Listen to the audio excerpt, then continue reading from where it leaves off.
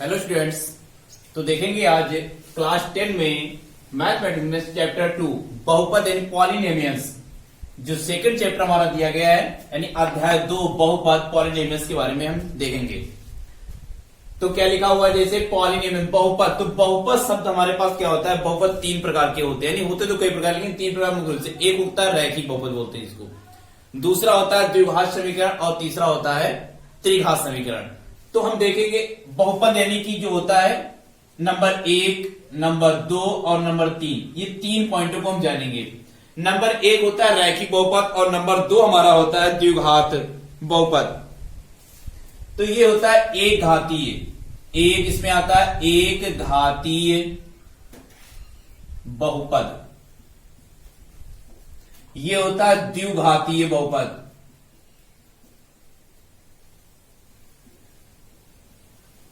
और ये होता है त्रिघातीय बहुपद।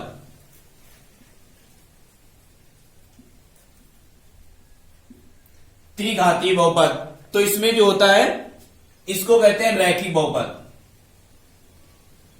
एक घातीय बहुपद को रैखिक बहुपद कहते हैं,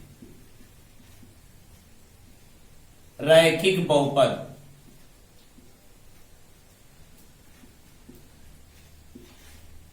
द्विघातीय बहुपद को द्विघात बहुपद,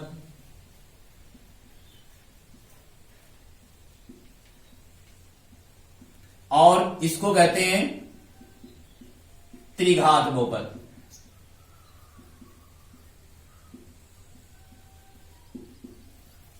तो पहले समझ लेंगे, एक घातीय बहुपद का मतलब क्या होता है, जिसकी पावर एक, अर्थात क्या इसकी पावर बिल्कुल नहीं होती तो क्या होती, एक पावर होती है, अर्थात वो क्या हो जाएगा एक घातीय बहुपद का, उसको बोलेंगे रैखिक बहुपद। दूसरा लिखा हुआ पॉइंट, द्विघातीय बहुपद को द्विघात समीकरण कहते हैं, अर्थात द्विघातीय बहुपद जो होता है उसमें पावर हमारी कितनी होती है, 2 होता है। तो जान लेंगे द्विघात बहुपद होता क्या है।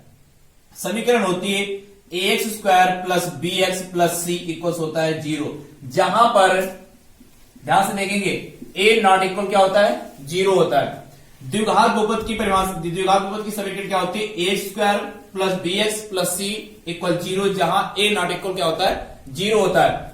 अब यहां पर देखेंगे हमने क्या बात की, द्विघातीय बहुपद की घात, जिसकी घात 2 वो द्विघात बहुपद।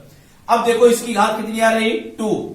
जब इसकी घात 2 है तो इसका मतलब तुरंत पहचाने, कोई भी समीकरण लिखिए, जैसे लिखा हो 5² प्लस 3x प्लस 2 इक्वल 0। पूछे ये कौन सी, यानी कि यह द्विघात बहुपद है या नहीं, तो आप तुरंत बता देंगे कि हाँ ये द्विघात बहुपद है। क्यों, हमें नंबर अचर पद कोई मतलब नहीं, क्योंकि हमें देखना जो समीकरण दी होगी उस समीकरण में हमें उसकी घात से पहचान लगाना है कि घात अगर 2 है तो द्विघात बहुपद है, अगर घात हमारी 3 है वो त्रिघात बहुपद हो जाएगी। लेकिन यहां पर क्वेश्चन में लिखा हुआ 2, तो अर्थात ये हमारी कैसी हो जाएगी, द्विघात बहुपद हो जाएगा। चलिए इसी के बाद देखते हैं तीसरा पॉइंट। तीसरा पॉइंट क्या लिखा हुआ, त्रिघात बहुपद। तो त्रिघात बहुपद में क्या होता है, ax³ प्लस हो जाएगा bx² plus ax³ plus bx² plus cx plus d equal क्या हो जाएगा, यहां पर 0 हो जाएगा। अब आप देख रहे होंगे कि ax² plus bx², sorry ax³ plus bx² plus cx plus d equal में क्या लिखा हुआ, 0।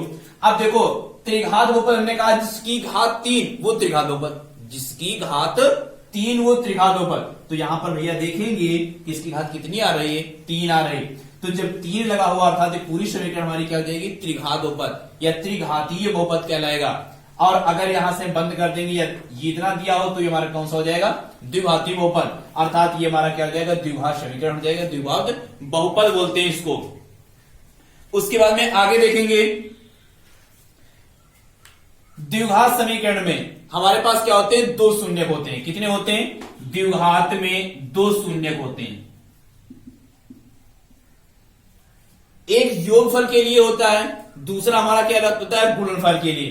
तो योगफल के लिए क्या हो जाएगा, अल्फा प्लस बीटा इक्वल हो जाएगा -b/a।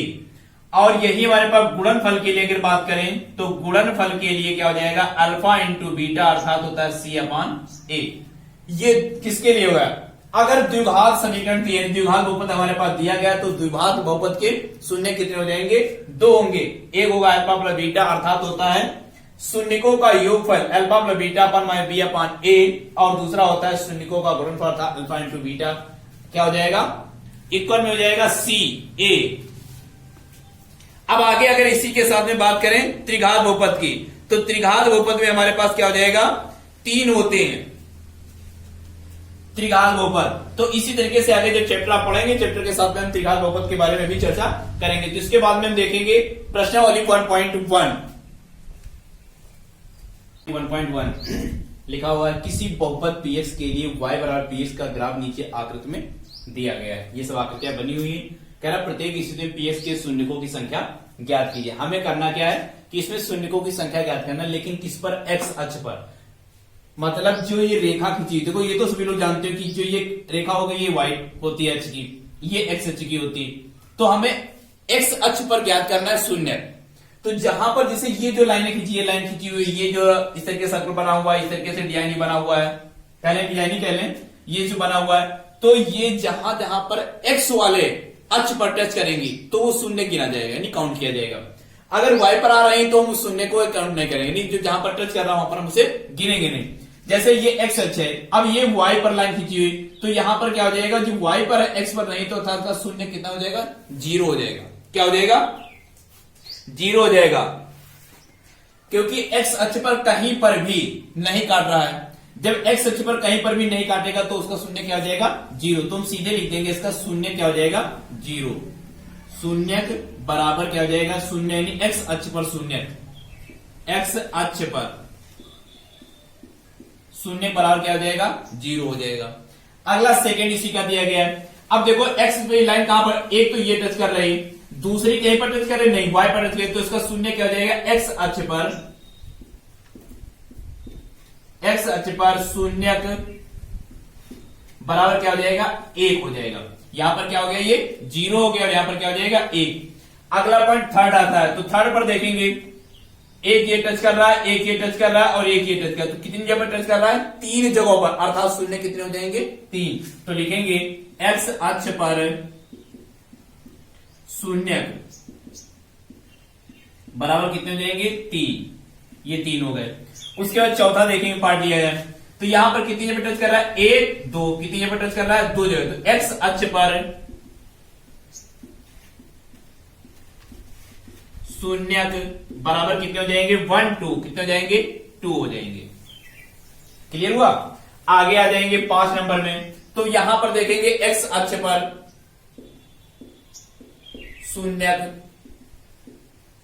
बराबर काउंट करेंगे 1 2 3 4। कितनी जगह टच कर रहा है? 4। तो शून्य कितने हो जाएंगे भैया? 4। अब आता है छठा नंबर, तो लिखिए x अक्ष पर शून्य बराबर, अब देखो आपको लग रहा होगा टच कर रहा है। अब ध्यान से देखेंगे इसमें, ये यहां से चला हुआ है, यहां पर उसने एक्सेस पर जरा सा टच किया, टच करने फिर आगे गया y पर, तो y वाला काउंट नहीं करेंगे हम। फिर आ जाएंगे कहां पर टच कर रहा है? फिर इससे इस पर उसने टच किया, जाने के बाद फिर से उसने इस पर टच किया है, तो 1 2 और 3। कितने जगह पर टच किया उसने? 3 जगह। तो शून्य कितने हो जाएंगे भैया? 3 हो जाएंगे। इस प्रकार प्रश्नावली 1.1 में सिर्फ और सिर्फ एक ही क्वेश्चन दिया था, वो क्वेश्चन आपके सामने है और उसका सोल्यूशन भी आपको दे दिया गया है। इस प्रकार से इन क्वेश्चनों को अगर आता है y पर पूछेगा तो आप y पर निकाल देंगे, क्योंकि y पर जहां पर टच किया तो y के लिए हो जाएगा। केवल इस क्वेश्चन में x के बारे में पूछ रहा तो हमने इसके बारे में आपको बताया और आपने अच्छे से इसको सीखा।